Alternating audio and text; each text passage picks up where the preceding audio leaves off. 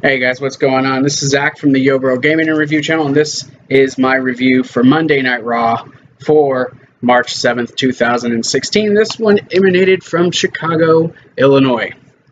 Okay, right off the bat, this Raw, compared to last week's Raw, which I am apologizing again, I didn't get to review, but this one was leaps and bounds better. Sure, the third hour really tapered off, which isn't unusual, as many people said, get rid of the third hour and we would be good to go.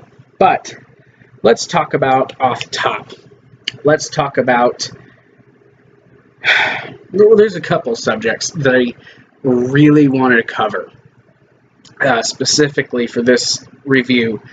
And I'll still go over the rest of the match card, but I'm going to really focus on these two particular items as they involve the upcoming Roadblock event this Saturday and the WrestleMania pay-per-view in a few weeks. Well, let's go with the first one. Shane McMahon, The Undertaker's Hell in a Cell match.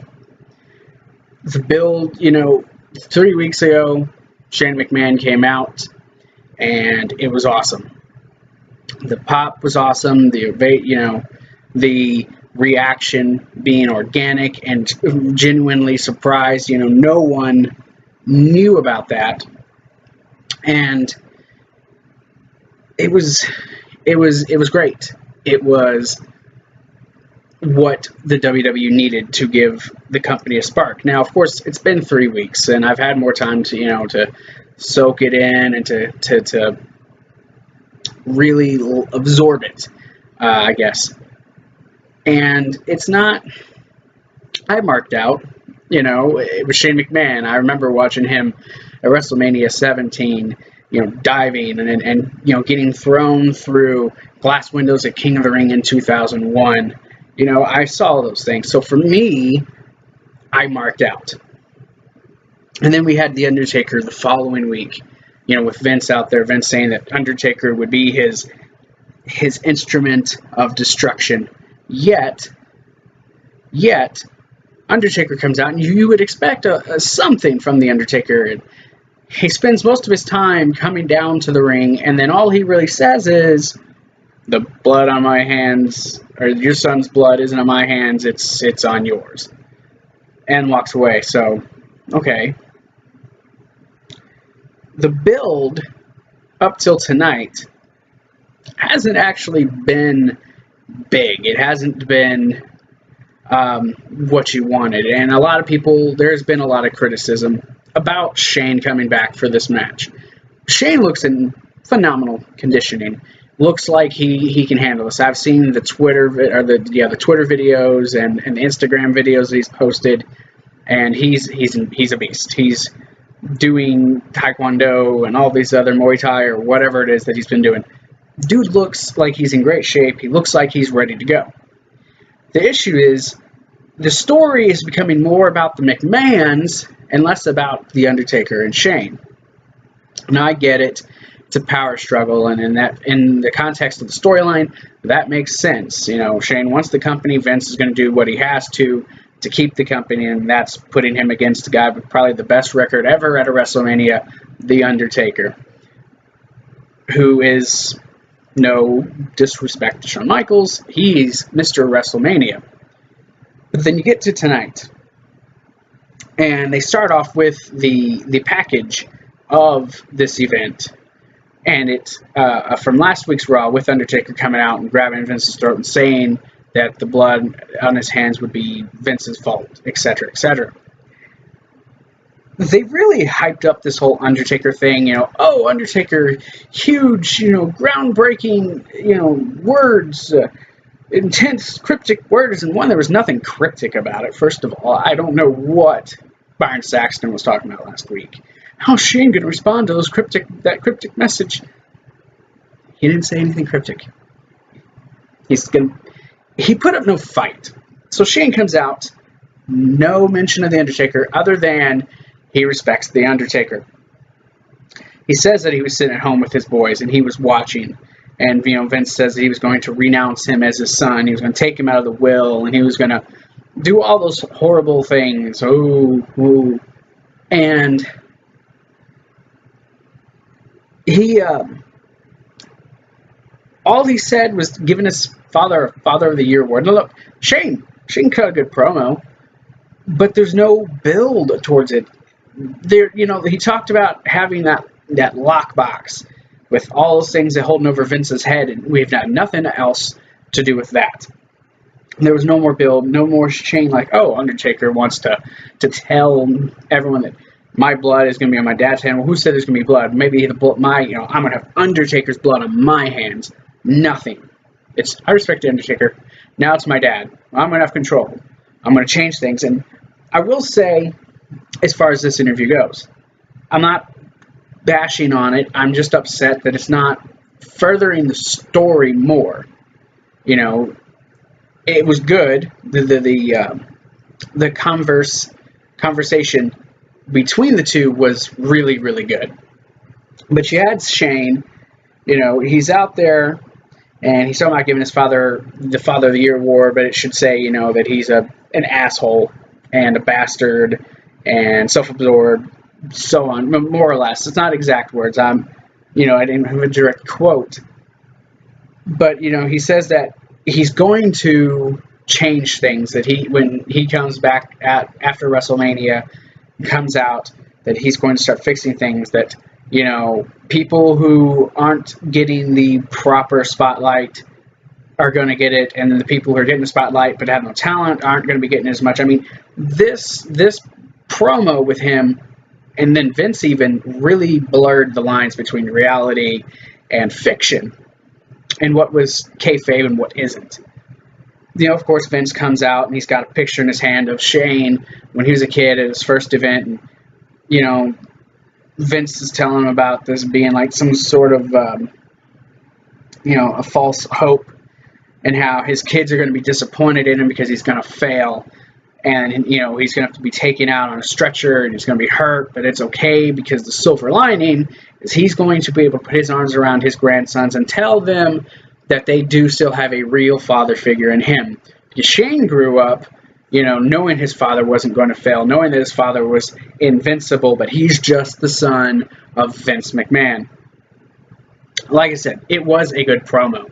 The two men, their conversing amongst each other was good. It had realistic tone to it, because Shane talks about the ratings still tanking and the talent being hurt and people not getting pushed who should be pushed and people being held back, and you're like, well, geez, that's everything I thought. They're using Shane McMahon to talk about the issues that us as fans have had for a number of years, and especially in the last couple of years. Sorry guys, my hair's a little frizzy today. But I liked that but it's also almost like they're trolling us in a way too. So it is what it is. But I just really wish that they would have furthered the story more, and I don't really feel like they did. And it's a little frustrating, because this match has so much potential, and I know it's going to be a good match, but it feels like last year's WrestleMania build. There wasn't much to it. It was slow, and not a lot was put out there. One of the things I want to talk about is the build for this pay-per-view is crap. We have our 3 main events that have been set, but what I'm about to talk about will elaborate more on those. And then you got the Divas title match, but then nothing else has really been built. There's a couple. I mean, this show, it wasn't bad, but the build on Raw is still so slow with WrestleMania. WWE has sold less than 60,000, or just about 60,000 of a possible 100,000 tickets, and people aren't going to want to go to this until they know what the main event's going to look like. And I'm thinking come Roadblock this weekend, we'll have a better idea, but you got 4-week build left, 3 weeks after tonight. What is WWE really doing to say we are all in on this WrestleMania, that this will still be the biggest WrestleMania? Nothing really.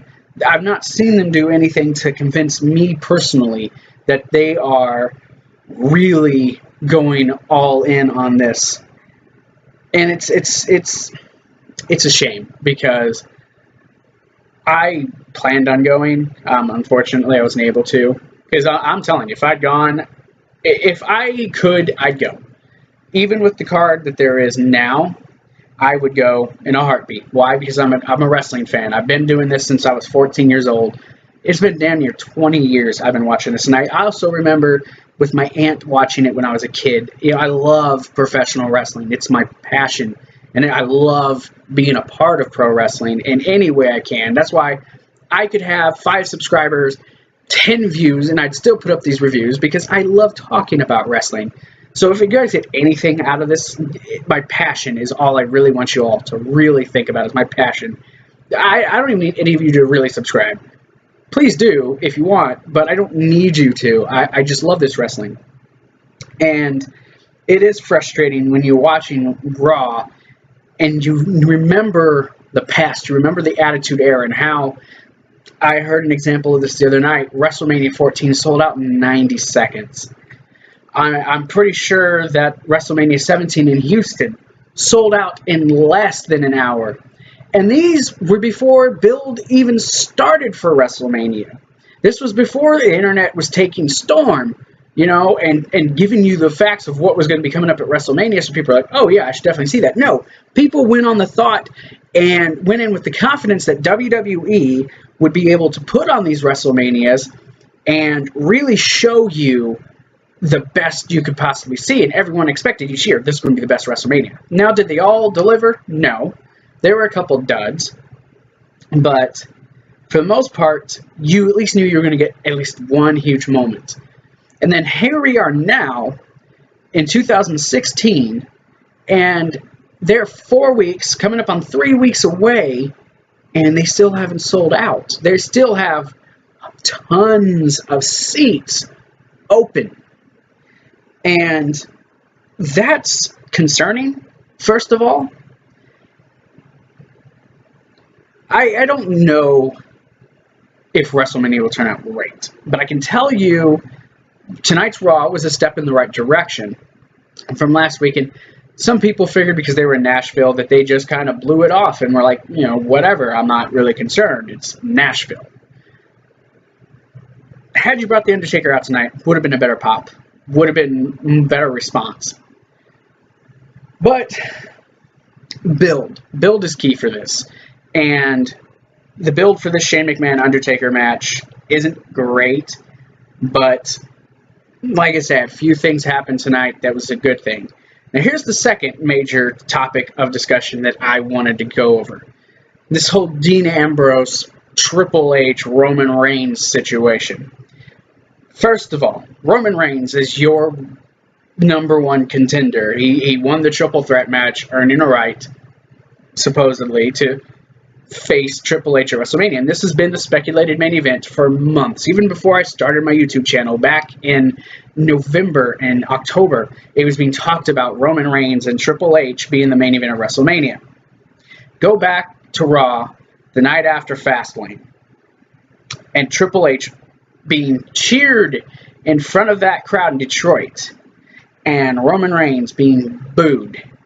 There's been speculation that they're going to change the main event because they know Roman's not getting over as a face and there's possible surgery, whether it's kayfabe or not.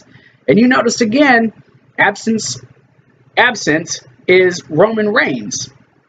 We all know, outside of Nashville last week, everywhere they hit until they get to WrestleMania are going to slaughter Roman Reigns. They are all smart fans. They are all fans who know the BS and know that he's the handpicked guy. And then they put in this thing, and I'm amongst the group of people who think this is all just to get us excited that it could happen, and they're going to try to fool us. And I'm not going to fall into the trap. If I'm wrong, I'd be very happy. But this whole Dean Ambrose possibly winning the WWE Championship roadblock, it's making a mess of the whole main event picture. JD from New York put it best in his off-the-script videos this weekend, that this should have been a match that was done tonight on Raw with the Chicago crowd, who's one of the best wrestling towns in the country, if not the world. And They didn't do that. They're like, oh, we're going to do this at not Fastlane. It's another car reference, Roadblock, which I'll be doing a review of, by the way. And I'll talk about that at the end of the video, if I don't forget. But, you know, he comes out last week, and while it is definitely intriguing, it does make you wonder, where does this leave the Brock Lesnar match? Where does this leave the Triple H Reigns match? If he's to win, let's go on the assumption that he does. Do they make it a fatal four-way? Do they make it a triple threat with Reigns and Brock and him again, which they've already done? We don't need to see that. Do they just make it Triple H versus Ambrose and then leave Reigns out because of his nose? I mean, this is one of the reasons why I don't think the tickets are selling for the casual people. Again, someone like myself, I'm going to go buy these tickets. I'm going to watch this, right?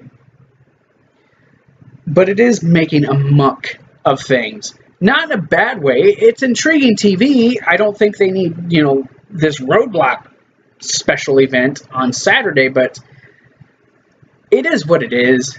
I don't see Dean Ambrose winning. I don't. I think something's going to happen. You know, people are saying, oh, and let's talk about it.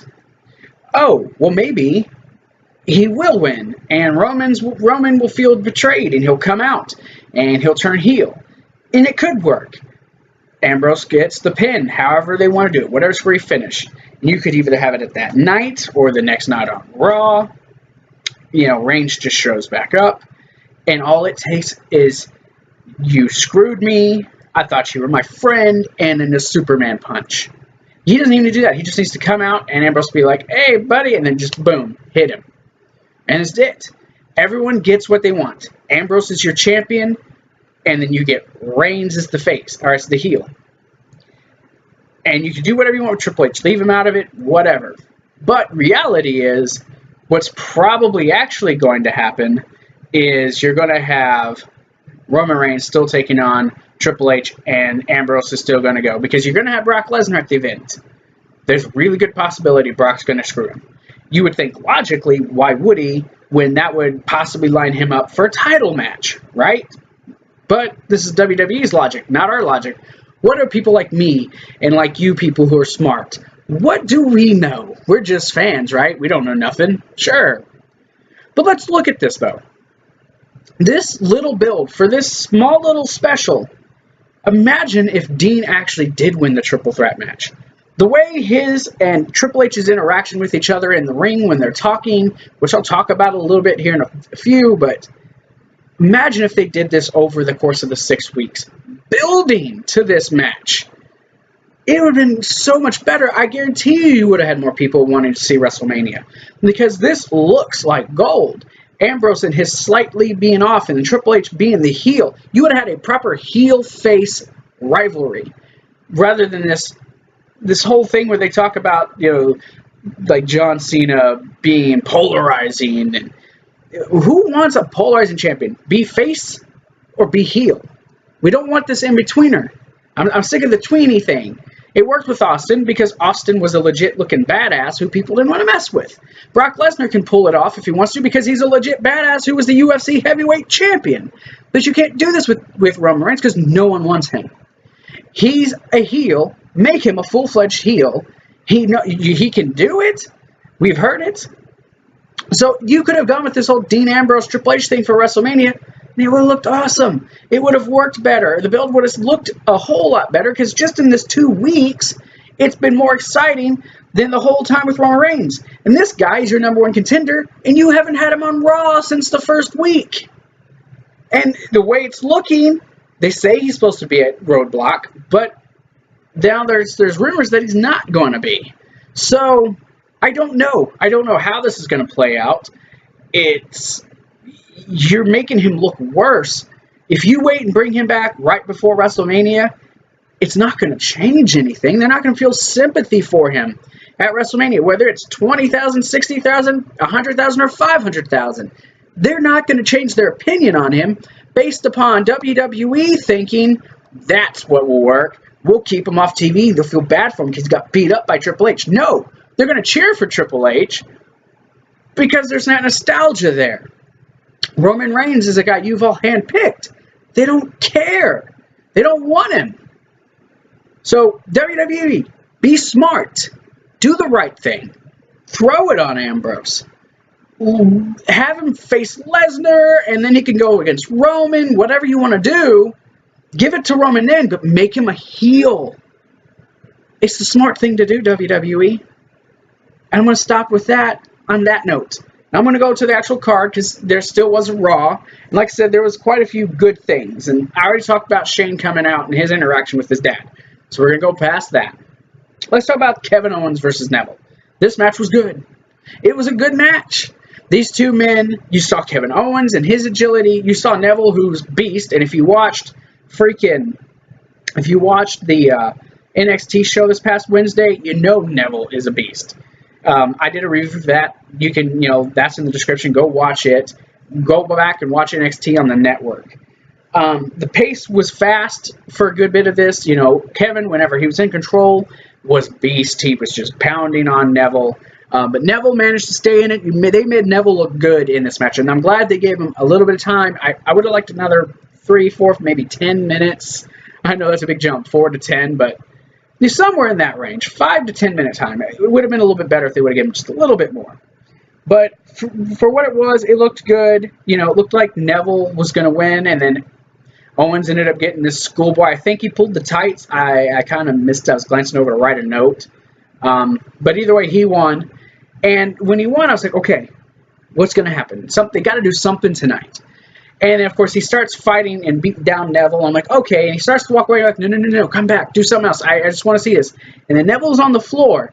He grabs Neville. He's going to powerbomb. I'm like, yes, it's going to happen. It's going to happen. I was just waiting for it. And Sami Zayn's music hit. And here comes Sami Zayn running down.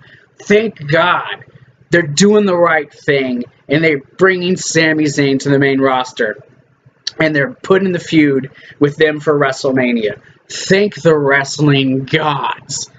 I'm so happy about this. Sami Zayn, he's out there. They've already got him booked for SmackDown for Miz TV. There's a rumored 6-man ladder match.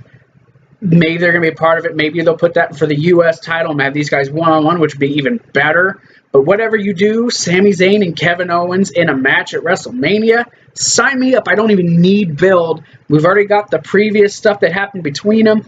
I am more than happy to run with that. Okay, then they showed the highlights from last week's Raw with Triple H and Ambrose, and that was a good little ending segment last week. I won't lie. And then you see Dolph Ziggler backstage with Stephanie, and he's talking to her because he sent out a tweet today saying, possibility of Shane winning, and he brought it up. Maybe Shane could win, and he brought up Survivor Series a few years ago where he won and got the Authority pushed out. So Stephanie, being the vengeful person that she is, she's like, okay, let's have you in a 3-on-1 match, and you can eliminate all 3 of those guys, and that's the League of Nations, whatever. I was just thinking, and I want to go back to this for a second. Sami Zayn and Kevin Owens, you had their rivalry in NXT, right? I'm so excited about this. I don't know what more I can say, but I just want to say it again. Sami Zayn and Kevin Owens at WrestleMania, whatever capacity, is so awesome. I'm just excited about this. And then we had, and oh my gosh, I don't know what to make of this. This was getting into that half hour of the next hour, the second hour going into the third, and things started to taper off a little bit, and you had Summer Rae against Brie Mode, or as I'm lovingly putting her as No Mode. I didn't really watch this match.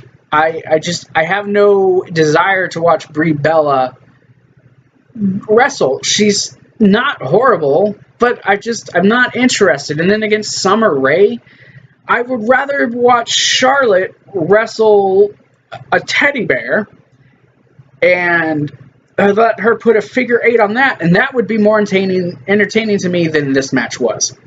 I thought about nodding off. I was just like, eh. But every time she'd hit a kick, the kicks that Daniel Bryan does, because she's starting to do the same things that her husband's doing. Let's use her to help promote Daniel without Daniel actually being mentioned. Except every time she comes out, they always want to bring up her tough road for the last month with her sister having surgery and Daniel retiring, and that's making it bad for her. They're making me hate her. Michael Cole, you're making me hate her. Please stop. It's not her fault, and I don't want to blame her. But every time she would do one of those kicks at Daniel Bryan and you'd hear the yes, yes, I just want to say no. And when she does that whole pre-mode, I just want to go, no mode. Please leave. Get off my TV. Go away. I don't want to see you.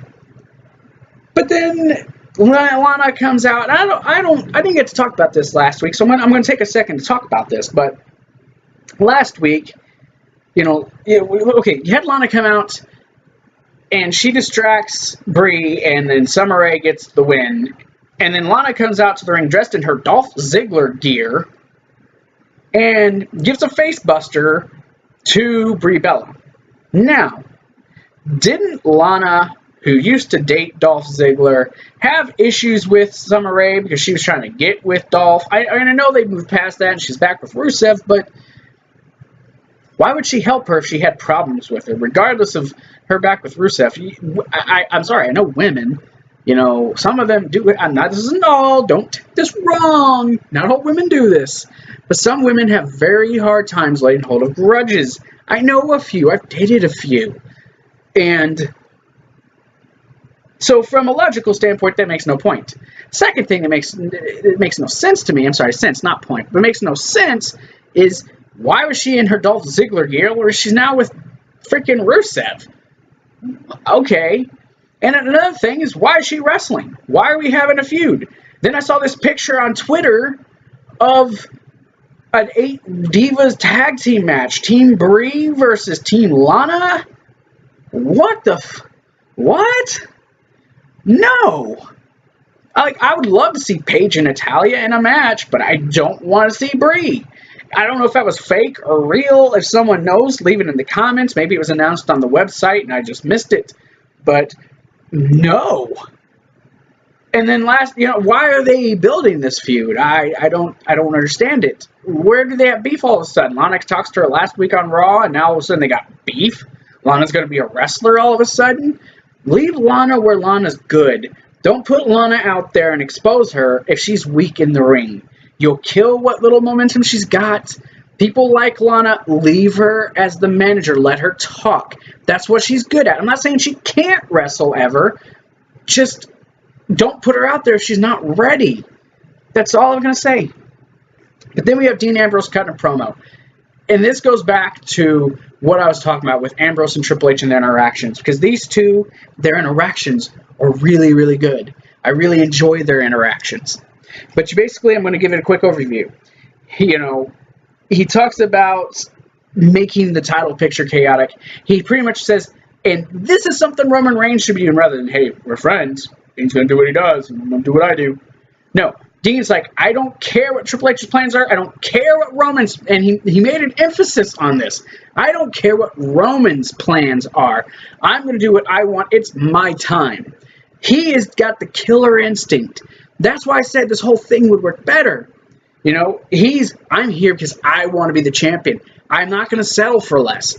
And he shows that he's got this confidence about himself, that he knows he can win despite what everyone says. And he'll be the face. He'll do this and he'll do that. He'll put on the suits and he's like, well, no, not really. He does, I'm not going to say he's but he has that Stone Cold Steve Austin-esque type mentality, which is what drew me to wrestling to begin with when I finally started watching it full time. And for me, that is such a big plus, and it's such a good thing to see and hear, and it makes me excited.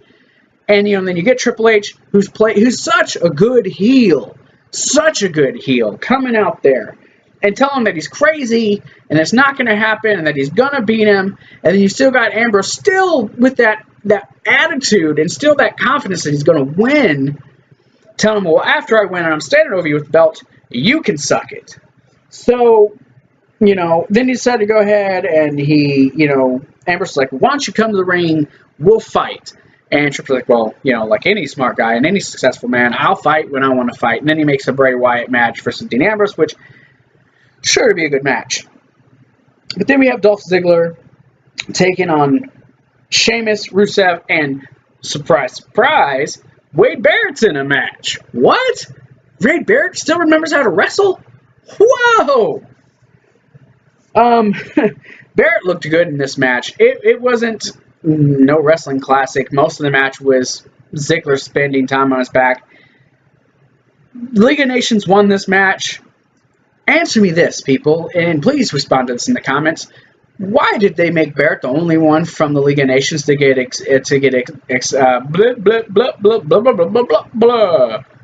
eliminated? There, I got out. Yay, I got the word out. That really makes me mad. Because you ended up freaking Sheamus hitting the Brogue kick and getting rid of him. We had HBK Dolph Ziggler out there hitting, you know, super kicks on everybody. Okay, WWE, he's not Shawn Michaels. Please stop. You're not going to make that happen. It's like, hey, we're going to sign you to a new contract, and we're going to make you the next Shawn Michaels. Not in the fact that people like you, but we're going to literally make you Shawn Michaels. We're going to put little things on your tights that look kind of like hearts, but they're going to be like these Z's and stuff. People are going to love it. It's good. We're going to eat it up. And then they showed this highlight package of Shane McMahon's past wrestling matches, which is good to look at. I'm probably going to go to the network tonight or sometime soon. I'm going to watch a couple of his old SummerSlam and his match with I'm trying to think of it. It'll come to me. But I'm going to watch a few. His Kurt Angle match, yeah. I'm going to go back and watch those matches because they're all good. Then you get Sexy Sasha and Becky Lynch backstage, and they're arguing about who should have won, who could have won, and all that stuff. And then you find out they got a tag team match. Beat. It was Naomi and Tamina against Becky and Sasha. Sasha in the Chicago crowd, the smart crowd, of course, they love Sasha. They gave Becky a good response. The match itself didn't last long. I think it was just kind of something to throw in and fill some time. They gave more time to freaking Brie and Summer Rae than they did these two. And they're in the Divas title match. And you had Charlotte at ringside. They won. You got the backstabber, and she rolled it into a bank state. Sasha did, and she got the win. And then afterwards, Charlotte came in. She knocked her down, attacked her. Becky got in the ring. She knocked her down. She finished her, and you had Charlotte walking off. 4 weeks of build for this. They better make it good. They were sloppy getting this match set up last week. I was pissed off with the way they finished that match. They could have just had this, okay, we're going to make Sasha or Becky the number one contender. And then the other one comes in and says, why don't I have a title match? Could have made it Sasha. You know, Becky, you had your chance. And then Becky has to say, no. I was screwed out of my title shots both times. I deserve another one. But they didn't do that. They decided to have these matches where it looked really sloppy and forced. But it is what it is. We had an R-Truth segment with pizza and Goldust. And they played on the fact that Goldust loves pizza. Whatever. I really don't care. I guess R-Truth decided all of a sudden now he wants to be his partner. So now it's going to go, what, another 4 or 5 weeks of them reverse. And now they are going to be partners. I mean, it's whatever. This match I was looking forward to. The Tag Team Championship match. And I had a feeling eventually this was going to happen. But you had the New Day defending their titles against Y2AJ. And they talked about at the beginning, they come to the ring about this, 197 days in, who's going to beat them? It's not going to be Y2AJ because they're not a real team. That eventually they're going to be ripping each other's throats out. And, would they?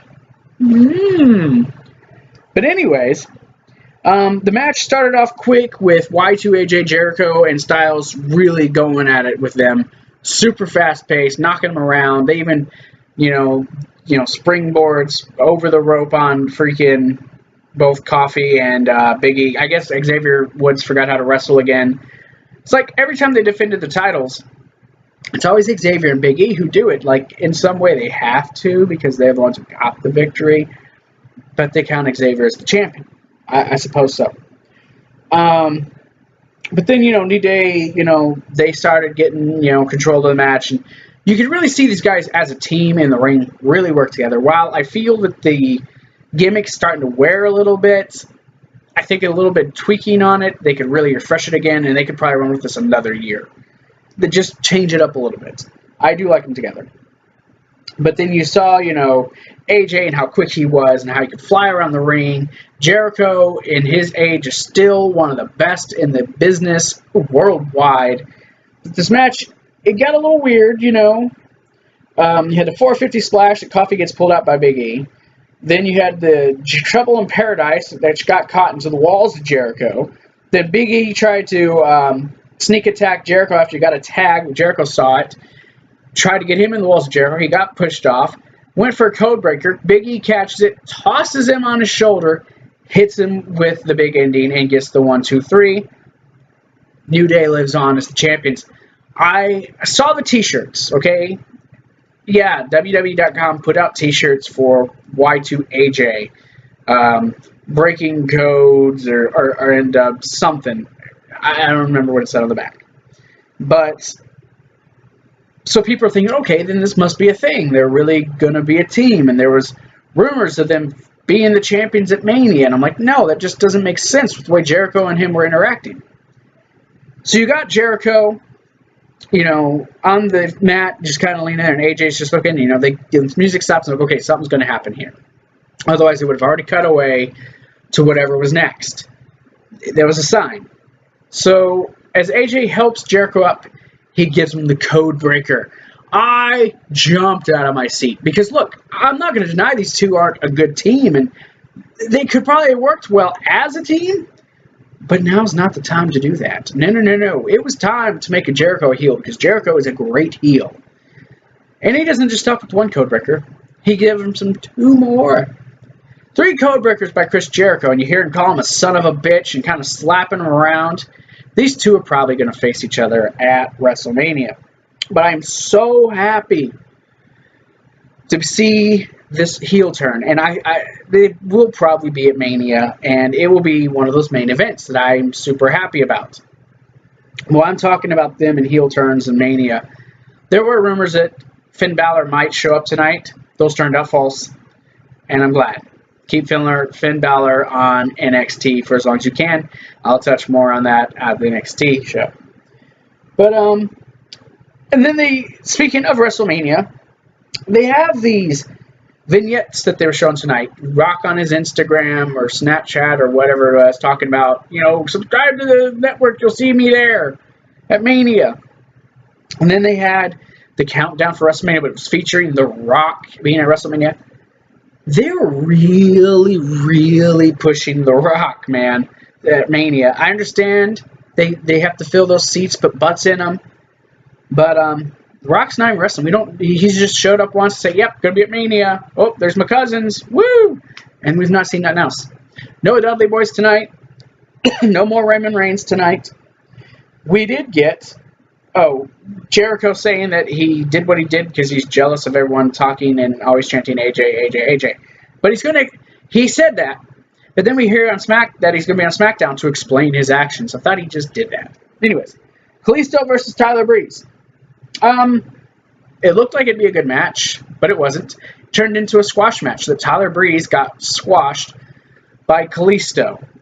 Kalisto, how do I take this serious? Kalisto has lost like week after week after week to the League of Nations, being pinned by Del Rio or Rusev, and they're telling me that I'm supposed to take this seriously. And then they keep throwing out this idea during matches that, if you're in a match with a champion and you beat them, well, you got to have a title match, right? You pin the champion. No, that just means you pin the champion. Maybe you should be able to put into a number 1 contenders match. What happened to those? I'm not going to spend time talking about this because no one really cares. I mean, Kalisto's the U.S. champion, but he might as well not be because the U.S. title's been dulled down to pretty much nothing, and that's going to lead in and become worse because of what I'm about to talk about. They did talk about Big Boss Man going into the Hall of Fame. That's cool. He's a name that I remember. He was hardcore champion. He was, a big guy during the golden age, the rock and wrestling era. But then, to make the U.S. title picture look worse, and I know what they're leading towards. Why? Kalisto's talking about him being on the road to WrestleMania and wanting to compete in front of millions of people, you know, be like people like Rey Mysterio and Eddie Guerrero, and if other names like that he does not need to even be uttering, not even in the same sentence, the same stratosphere, the same street, not even the same zip code. No. Not saying Kalisto's bad, just saying do not allow him to utter those. Eddie Guerrero was a much better U.S. champion. Rey was top-notch everything when he was doing what he did. He was in his best. But we get Ryback coming in and saying how he does respect Kalisto and what he does, and he's been a fine U.S. champion, but he doesn't understand why he's not got a match, how he's not the main event. That's bogus. And how, you know, he went solo to prove something, and how he thinks Kalisto should do something solo, and how this isn't a superhero movie, and oh, he wears a mask, he's not a superhero, this is reality, it's the WWE, blah, blah, blah, blah, Ryback, blah, blah, blah, blah, blah, feed me more, blah, blah, blah, I'm Goldberg. Okay. This is setting up for a U.S. title match. Most likely, Ryback will be a part of the U.S. title match. If it's a 6-man, a 1-on-1, whatever. And then he has a match with Social Outcasts. Again, hour 3. Woo! That's what was happening. Curtis Axel, the Social Outcast, taking on Ryback. They just started talking. I didn't pay attention, quite frankly. Ryback comes out. Axel gets a little bit of stuff, or as he calls himself, the Axeman. Ryback won with a shell shock, and he walked out. Steph and Vince is backstage, and Steph, you know, is like, you know, we need to talk about the Shane thing. He's like, what? She's like, well, what if he wins? Well, I got this. It's like, but what if you don't? And he looks at her, no, I got this. Like, Dad, what if you don't? What if you shut up and get off my TV, Stephanie? No, really, seriously, though. I guess it's them trying to build intensity, you know, some tension, not intensity, some tension.